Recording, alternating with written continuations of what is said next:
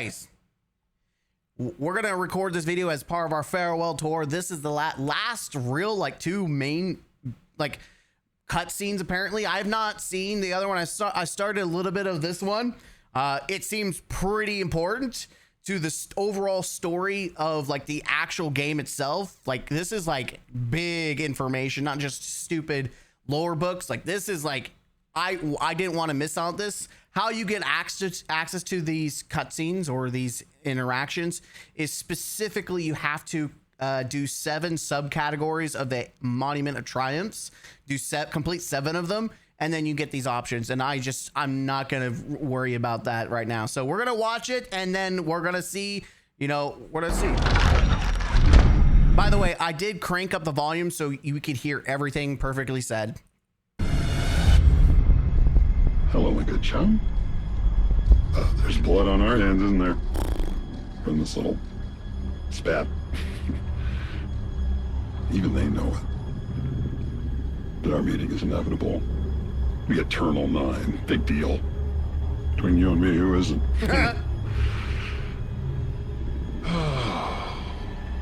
You know, the pieces they want you to knock down are already set.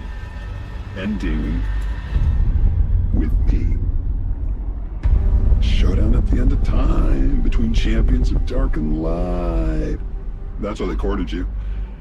Impress their own importance upon you. They need your violence because I exist.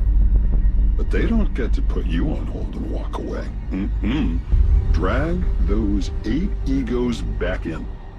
Do what you do best. Impose your will. That's what a weapon's for, after all. End it on your terms.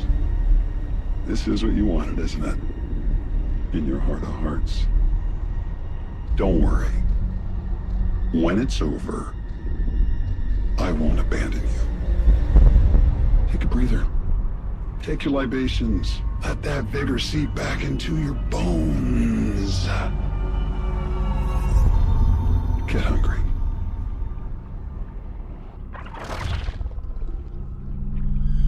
That wasn't a 9. But it knew you. Very well. I don't know what that was. The Winnower, baby. We've heard of the Winnower before. The Winnower, holy shiitake! Like so apparently the whole point of the 9 is that they're trying to turn you into a weapon. Which I don't know if this was them spinning this stupid story because they wanted to. I don't know, like the whole story of the Fate Saga sucks a lot of donkey balls. But apparently they wanted to use you to kill off the Winnower.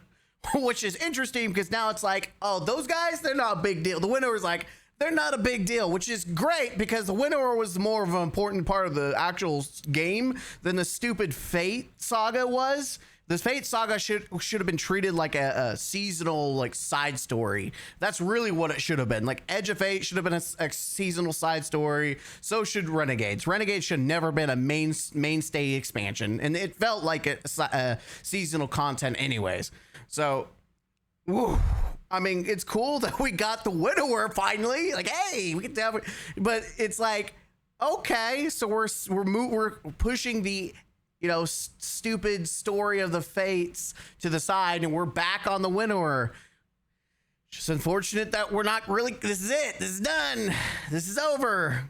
It's sad. It's so sad that they had plans. There was potential here, and then they took it down. I'm gonna turn it off just to make sure it stays off. Then we have this one. We have the Moment of Triumph hidden cutscene.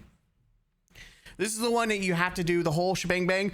I have not watched any of this, so we're gonna watch this. This is the final cutscene of Destiny 2. Let's see.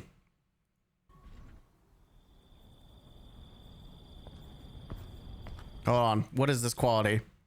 Who records in 720? You know what? Whatever. Now I'm sounding like asked across.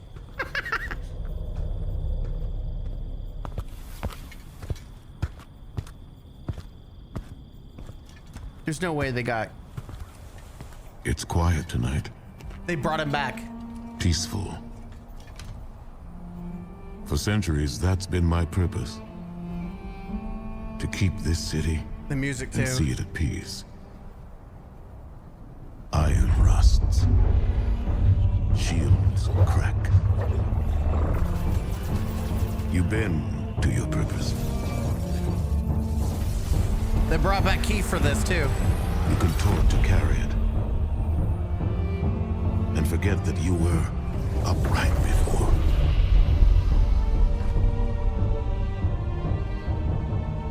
I forgot I could look beyond my own feet. Beyond one step at a time. Duty bound and bent me. But it made me. If I set that burden down, I no longer exist.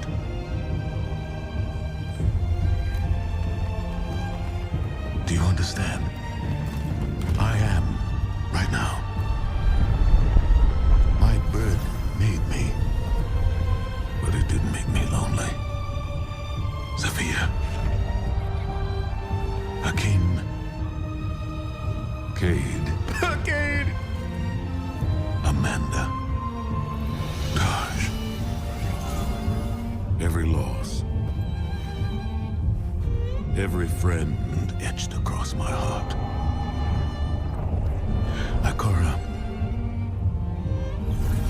Just sad as fuck. You.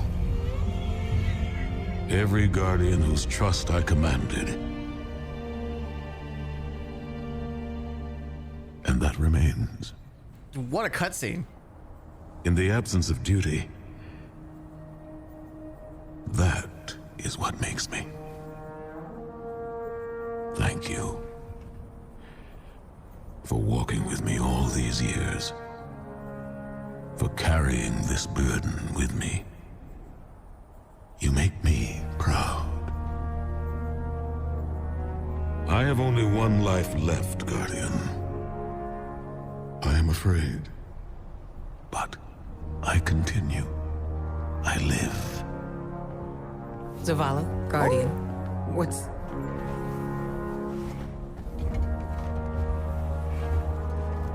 It's time, Ikora. Before you and the Guardian, I formally renounce my title and post. Ikora, the Vanguard is yours. There is no one else I would want to take up this burden. I've known since Kepler. 3 called me Commander. A mistake, a confusion of time. It was always going to be like this, wasn't it? You must say yes, Ikora. Or it doesn't happen. I told you, I already have.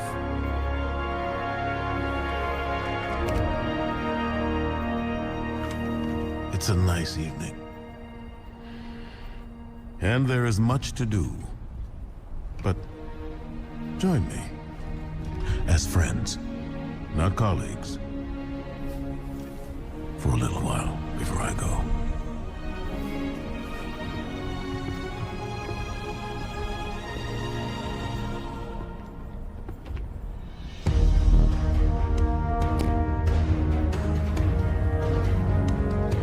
Yo!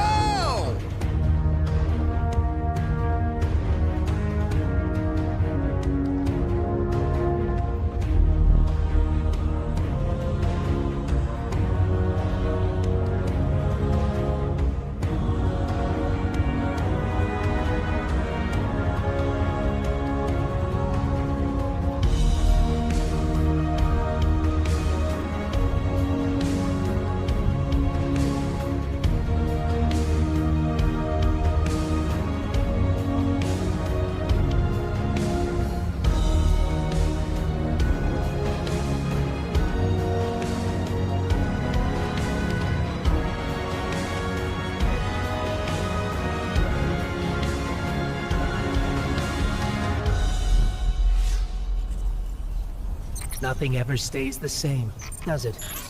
Ghost! What do you think is in our future? That's for us to decide. Together.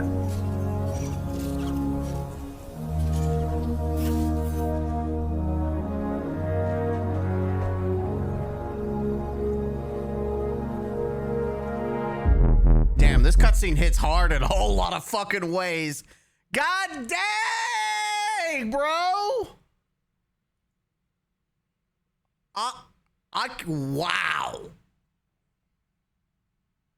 So Zavala has stepped down. I was wondering what they were going to do with his character. Like, he used stasis and whatnot, but he's no longer, he's lightless now. His voice actor, you know, rest in peace, Lance. You know, Keith is great. He's fantastic, but obviously that's not something they could keep up. So they just retired him. He just retired.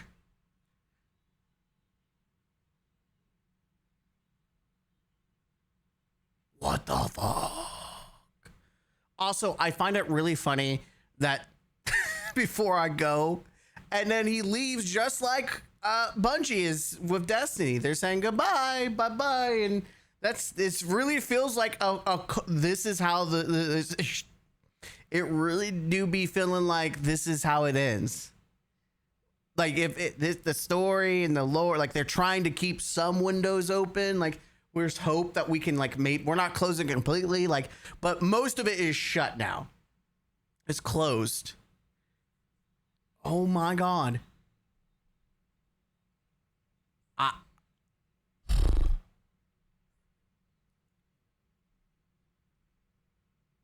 All these years, Zavala's commander, and he's now gone. There goes my commander. As a Titan, there goes my commander. Damn, that was a lot more emotional. We had the Winnower moment, and now we have Big Blue leaving. Bro, I feel like, and what's funny, did you notice something about the story and everything? This story shines.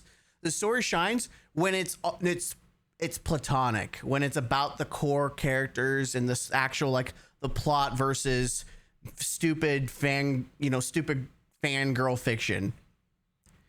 All this extra nonsense no one gives a crap about. No one cares about the romance and bullshit. Just keep it simple, stupid. And this has so much more impact than all the other dribble that they've tried to flush into the game. This right here, this cutscene has had more impact since the end of the final shape than any cutscene and any content that's released since the final shape. This one cutscene has had more love, has had more passion, has had more impact, and more actual, like, oomph to it than any other cutscene since the final shape. Anyways, it's crazy. We've experienced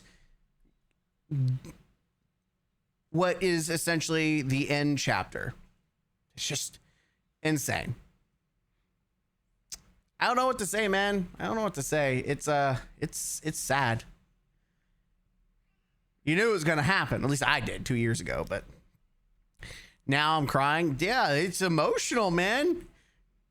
We're leaving these characters behind. A lot of people don't realize 10 years of growing, these characters have been growing. We've been attached to them, and then, you know, obviously they try to bastardize some of the character development with their own stupid fan fiction. Some, you know, if they're gonna fire anyone, fire some of those narrative decisions. You know, throw them back to McDonald's where they belong, and they can write in their fangirl journals. But the core of what Destiny is, this right here, it's like oof. I'm gonna miss Destiny. I'm not gonna lie, I'm gonna miss it. You know, luckily I have Warframe with the story beats that they provide, which is the narrative is very strong. But there's just not gonna be anything quite like Destiny. That's the reality. The excitement, the impact. You're sure you can get a lot of other gun, looter shooters and a lot of other gun games and stuff like similar to, Destiny, but you're never going to get what Destiny had at its core, the potential. And I'll never forgive Sony, Bungie leadership, and the lower and upper management that was in charge of making decisions. And I'll never forgive the developers that continue to bastardize the game. Not all of them, but there's a good chunk of people that deserve blame. And unfortunately, I would say most of them will probably leave if Bungie shuts down, and they'll have a nice little paycheck in their pocket and they don't care. Like Pete. Pete parachute out. He's driving his 30 exotic cars, and it's a shame. It's a shame. No, I'm not gonna cope for the future. I'm just gonna say I'm glad I was here for the journey, and with every journey there's a new beginning. Just it may not be with Destiny. There's always another game around the corner. So I'm gonna end that video there. I'll see you.